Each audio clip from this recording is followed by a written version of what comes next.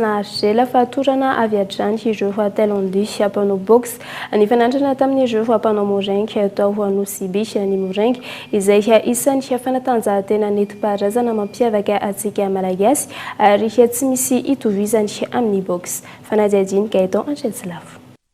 Vorlanina ary tonga maro ny mponina teto Nosy-Be hijery nanatrika ny fifanandrinan'ny malagasy mpanao moraingy sy ny teratany vahiny Tailandais mpanao boxe.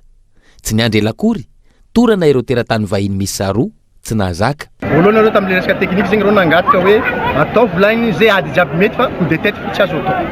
Izay fa nifagnaragna tany. Azo atao koa zegny ondry jiaby na ino typika kody fa coup de tête koa zegny nifagnandreo tsy azo atao. Mifagnaraka dia nandeha mahita antsika déroulement ny combat jiaby teo igny. Reo zegny izy koa mbola resaka moraingy koa zegny. Moraingy traditionnel amintsika malagasy mbola tsy hainao roe. Tsy vitandreo zegny miady amintsika. Na même catégorie zegny reo io na hoe na mitovy po aminany reo ny raha io. Reo zegny tsy madigna antsika Madagasikara. Samy hafa ny moraingy sy ny boxe ka tokony tsy afangaro raha ny fanazavana. Samy hafa ny fitipidalao sy ny fomba fiady. Io fahasamihafana io no mampiavaka ny moraingy ka tsy tokony hisy anandrana ampifangaro izany amin'ny taranja hafa.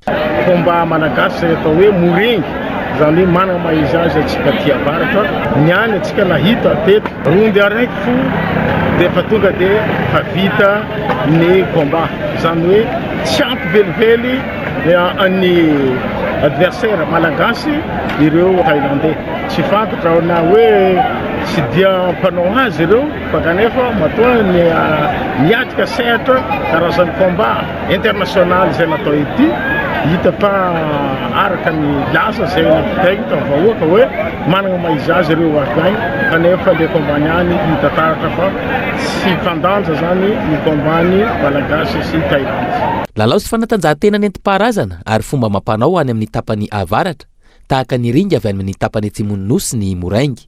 Raha ny tantara tao Ambilibeny no poirany ary Kilandany no niantsona azy tamin'izany fotoana.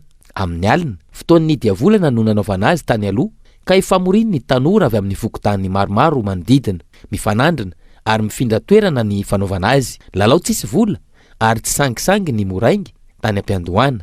Taty aoriana niforona ny fikambanana ary lasa famelomantena sy fitadiavam-bola ho an'ny sasany ny moraingy ary ny tena olana ankehitriny ka sain'ny sasany afangaro taranja hafa ny moraingy ka isan'izany ity andrana natao niaraka tamin'ny mpanao boxe avy any ivelany teto Nosy-Be ity.